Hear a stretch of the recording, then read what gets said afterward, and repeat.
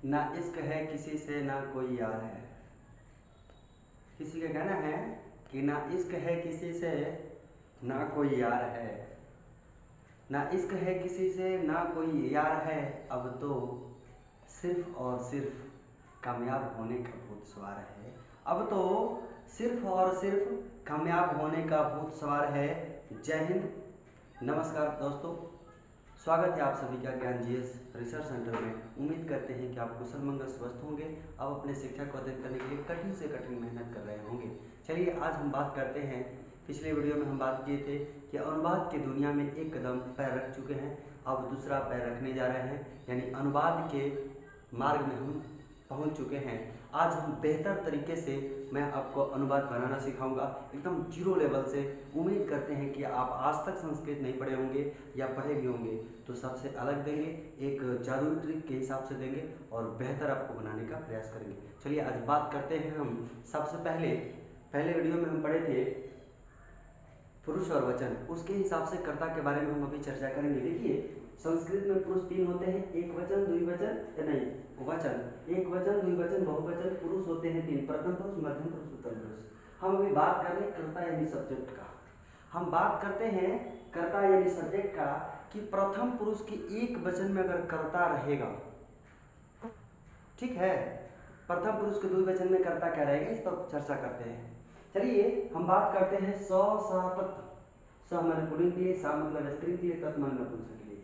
ठीक है, वैसे ही है तो मतलब पुरुष के लिए, ते मतलब स्त्री के लिए, ते मतलब नपुंसक के लिए, ते मतलब पुरुष के लिए, ता मतलब स्त्री के लिए, तानी मतलब नपुंसक के लिए। ये ध्यान देना है, ये क्या है, कर्ता यानी सब्जेक्ट है, किसी के आधार पे अनुवाद बना सकते हैं। चलिए हम आगे बात करते हैं। अब हम आपसे सवाल करते हैं डायरेक्ट। ये चीज में आपके दिमाग में होना चाहिए कि कर्ता पुरुष और वचन के आधार पे कर्ता रहेगा, उसी के आधार पे क्रिया भी रहेगा। चलिए बात करते हैं प्रथम पुरुष के एक वचन में कर्ता क्या है। ध्यान दीजिएगा, प्रथम पुरुष के एक वचन में कर्ता क्या है, सह, सा, तत्, या कोई एक व्यक्ति का नाम हो सकता है। ध्यान दीजिएगा, यानी प्रथम पुरुष के एक वचन में इतने अगर कर्ता हैं एक वचन वाले। अब आगे हम बढ़ते हैं, इसी सवाल को पलट देते हैं। हम क्वेश्चन करते हैं कि सह किस पुरुष के किस वचन में है। ध्यान दीजिएगा, सह किस पुरुष के किस वचन में है, तो आपका उत्तर होगा कि प्रथम पुरुष के एक वचन में है ना जी। ध्यान दीजिएगा, कॉपी कलम निकाल लीजिए, इस बात को ध्यान से सुनिए। यानी सा किस पुरुष के किस वचन में है, वही प्रथम पुरुष के एक वचन में है। समझ में आया? वैसे ही हम प्रश्न करेंगे कि प्रथम पुरुष के द्विवचन में कर्ता क्या है, तो तौ, ते। क्या है प्रथम पुरुष के द्वि में कर्ता, तौ मतलब क्या होता है, वे दोनों पुरुष के लिए, वे दोनों स्त्री के लिए, और वे लोग नपुंसक के लिए, वे दोनों। अब बात करते हैं कि अगर हम बात करें कि तौ, क्या बात करें, तौ किस पुरुष के किस वचन में है, तो आपका जवाब क्या होना चाहिए, प्रथम पुरुष के द्विवचन में। फिर ऐसे ही आगे चलते हैं कि प्रथम पुरुष के बहुवचन में कर्ता क्या है, ते, ताह, तानी। सबका हिंदी भी लिखवा दिए, आप अच्छी तरह से नोट कर लीजिएगा यानी याद कर लीजिएगा। तो हम बात करते हैं कि प्रथम पुरुष के बहुवचन में कर्ता क्या है, ते, ताह, तानी। समझ है ना? अब हम बात करेंगे कि तानी किस पुरुष के किस वचन में है, यानी प्रथम पुरुष के एक बहुवचन में है। बात समझ में आया है? ऐसे ही आप कर्ता को याद रखना, बिल्कुल ऐसे ही। अगर कोई क्वेश्चन पूछता है कि बता दो प्रथम पुरुष के द्विवचन में कर्ता क्या होगा, बताएंगे कि तौ, ते, दो बाल, दो लोग प्रथम पुरुष के द्विवचन में आएंगे। क्लियर? ये चीज समझना है। अगर आपको समझ नहीं आता है तो आप मुझे कमेंट करिए, मैं फिर आपको समझाने की कोशिश करूंगा। चलिए उम्मीद करते हैं कि आप एक बार में समझने की कोशिश करेंगे। नहीं समझ में आएगा मैं आपको साथ दूंगा। चलिए आगे बात करते हैं कि मध्यम पुरुष के एक वचन में क्या होगा कर्ता, त्वम माने तुम, यानी तुम किस पुरुष के किस वचन में है, तो मध्यम पुरुष के एक वचन में है। ध्यान देते रहिएगा। अब बात करते हैं कि युवाम, यानी प्रथम पुरुष के द्विवचन में कर्ता क्या है, युवाम मतलब तुम दोनों। कैसे पढ़ना है, उ आ अ युवाम पढ़ना है ऐसे। चलिए तो हम क्वेश्चन करेंगे कि युवाम जो कर्ता है किस पुरुष के किस वचन में है, तो मध्यम पुरुष के द्विवचन में है। अब हम बात करते हैं कि युयम, उ अ युयम, युवम जो है ये प्रथम पुरुष के बहुवचन में कर्ता क्या है, युवम।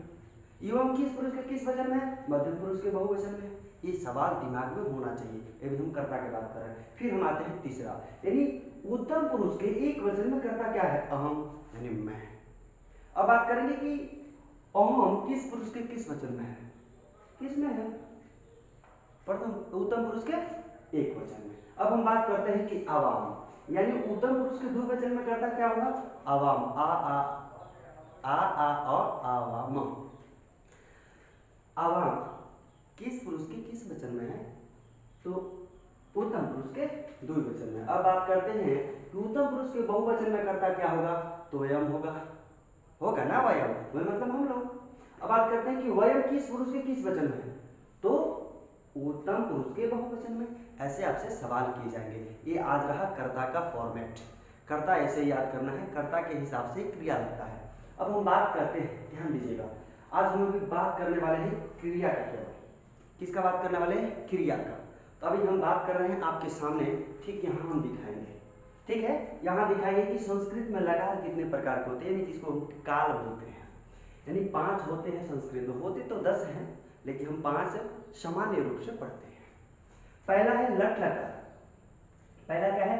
लट लकार मतलब वर्तमान काल, जो अभी चल रहा है, ता है, ती है, ते, जो अभी चल रहा है उसको वर्तमान, इंग्लिश में प्रेजेंट बोलते हैं, संस्कृत में लट लकार बोलते हैं, हिंदी में वर्तमान काल बोलते हैं। चलिए दूसरा है लंग लकार, यानी सामान्य भूतकाल, जो बीत चुका है, जो अभी बीत गया उसे सामान्य भूतकाल कहते हैं। जैसे कि वह जाता है और वह गया, तो वह जाता है मतलब अभी जा रहा है, और वह गया मतलब चला गया है। बात समझ में आ रहा है? अब हम बात करेंगे लिट लकार, यानी भविष्य काल, यानी आने वाला समय। यानी उदाहरण में क्या समझाता? वह जाता है, वह गया, वह जाने वाला है, यानी भविष्य की बात की जा रही है। तो इंग्लिश में इसको फ्यूचर बोलते हैं, इसको पास्ट बोलते हैं, इसको पास्ट बोलते हैं, इसको फ्यूचर। फ्यूचर जो होता है हिंदी उसका भविष्य होता है, और इसका संस्कृत लिट लकार होता है। अब होता है लोक लकार, माने आदेशवाचक, अनुमति मांगना। तो जैसे होगा, तुम संस्कृत पढ़ो, क्या मैं बाहर जाऊं, इस तरह का अनुवाद आएगा। अब आता है विधिले। विधिले मतलब होता है चाहिए अर्थ, यानी चाहिए अर्थ का मतलब ही होता है उसको चाहत है, मुझे अंग्रेजी पढ़ना चाहिए, मुझे संस्कृत पढ़ना चाहिए, मुझे माँ बाप की सेवा करनी चाहिए, मुझे गुरु की सेवा करनी चाहिए, इसके हिसाब से। अभी हम बात करने वाले हैं लट लकार, यानी वर्तमान काल। यथा वह पढ़ता है, वे दोनों पढ़ते हैं, वे लोग पढ़ते हैं। ऐसे अपन बात बना लेंगे अलग कि तुम पढ़ते हो, तुम दोनों पढ़ते हो, तुम लोग पढ़ते हो, मैं पढ़ता हूँ, हम दोनों पढ़ते हैं, हम लोग पढ़ते हैं, राम पढ़ता है, सीता पढ़ती है। इस तरह के अनुवाद हम बना सकते हैं। क्लियर? चलिए बात करते हैं नियम क्या है अनुवाद बनाने का। तो कर्ता प्लस कर्म प्लस क्रिया, जो काम को कर रहा है, जो काम को कर रहा है उसे कर्ता कहते हैं। और जो क्रिया का फल, देखिए अब क्रिया क्या है? जो हम कर रहे हैं, जैसे हम क्या कर रहे हैं, मैं पढ़ रहा हूं, तो मैं करता हो गया, और क्रिया मेरा काम क्या है? पढ़ना। समझ में आ रहा है ना? अब जो कर्म किसे कहते हैं? तो जिसके क्रिया पर फल पड़े, फल जिस पर पड़ जाए उसे कर्म कहते हैं। ये आपको आगे लिखवा देंगे। तो जैसे में देखिए क्या है कि मैं संस्कृत पढ़ता हूँ, तो मैं करता हो गया, क्रिया हमारा हो गया पढ़ना। अब फल किस पर क्रिया पड़ रहा है? यानी संस्कृत पुस्तक पढ़ते, यानी जो पुस्तक है वो क्या हो गया?